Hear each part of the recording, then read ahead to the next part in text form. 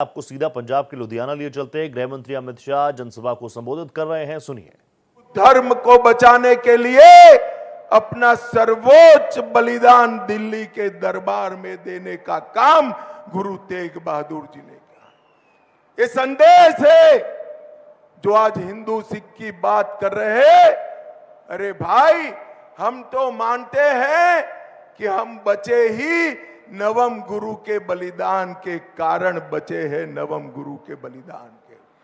ये जो झगड़ा लगाना चाहते हैं उनको गुरु तेग बहादुर जी का जीवन समझना चाहिए।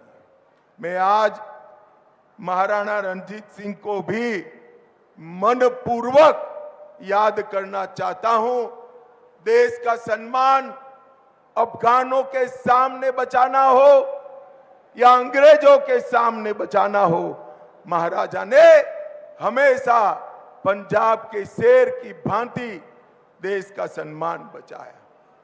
मैं यहां आया हूं लुधियाना वालों, पूरे देश में घूमता घूमता घूमता अंत में पंजाब आया हूं। 5 चरण के चुनाव का मेरे पास रिपोर्ट है। कल 6ठा चरण भी हो गया है। परिणाम जानना है क्या? अरे जोर से बोलो, जानना है क्या? और जोर से बोलो, जानना है क्या?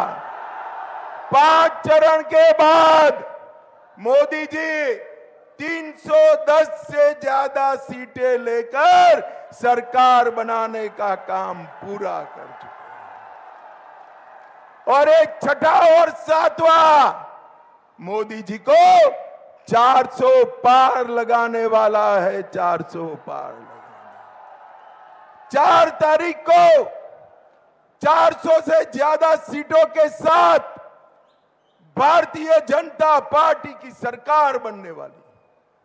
भाइयों बहनों, मैं आज पंजाब की जनता को 2 हाथ जोड़कर विनती करने आया हूं। भाजपा की सरकार तो बन रही है, मगर मोदी जी की माला में आप यहां से भी कुछ कमल भेज दीजिए, वो पंजाब को खुशहाल बनाए। ये रवनीत बिट्टू मेरा दोस्त है, 5 साल से दोस्त बना है मेरा। मैंने संसद में सार्वजनिक रूप से कांग्रेस के एमपी थे तब भी कहा था, रवनीत बिट्टू मेरा दोस्त है और जिन्होंने भी इनके दादाजी की हत्या की है उनको हम माफ नहीं कर सकते। नहीं भाइयों बहनों, आज मैं अपील करने आया हूं, ये रवनीत बिट्टू को लुधियाने से दिल्ली की संसद में भेजिए। इसको बड़ा आदमी बनाने का काम मैं करूंगा। बताओ भेजेंगे क्या? अरे जोर से बोलो, भेजेंगे क्या? भाइयों और बहनों, 4 जून को 400 से ज्यादा सीट आनी है और 1 जून को केजरीवाल जी को जेल जाना है और 6 जून को राहुल बाबा वैकेशन पर बैंकॉक जा रहे हैं। भाइयों बहनों, ये मुकाबला किसके बीच में है? एक और थोड़ी गर्मी तपते ही बैंकॉक थाईलैंड जाने वाले राहुल बाबा है और दूसरी ओर 23 साल से प्रधानमंत्री मुख्यमंत्री रहने के बाद दीपावली के दिन भी छुट्टी बनाए बगैर सरहद पर जवानों के साथ मिठाई खाने वाला नरेंद्र मोदी। एक और ये आप पार्टी और कांग्रेस पार्टी जो देश भर में तो गले मिलकर चलते हैं, जैसे ही पंजाब की बॉर्डर शुरू होती है जानी दुश्मन बन जाते हैं।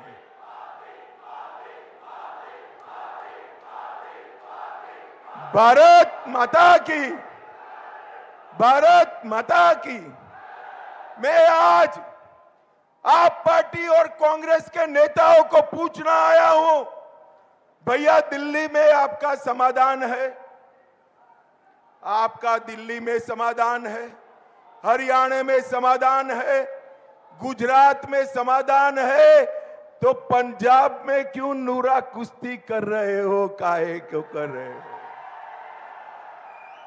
भाइयों बहनों, मैं आज आपको कहने आया हूं, एक घमंडिया गठबंधन जो मोदी साहब के सामने चुनाव लड़ रहा है, इसका इतिहास क्या है? एक कांग्रेस पार्टी और आप पार्टी 12 लाख करोड़ के घपले, घोटाले और भ्रष्टाचार किए, एक कांग्रेस पार्टी और आप पार्टी ने। और भाइयों बहनों, दूसरी ओर नरेंद्र मोदी है, 23 साल से मुख्यमंत्री प्रधानमंत्री है, मगर 25 पैसे का आरोप मोदी जी पर कोई नहीं लगा सका, कोई।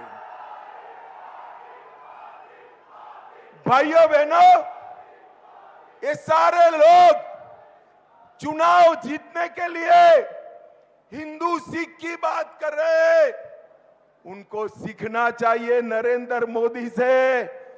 नरेंद्र मोदी जी ने करतारपुर साहिब कॉरिडोर भी बनाया और राम मंदिर बनाने का काम भी नरेंद्र मोदी ने किया।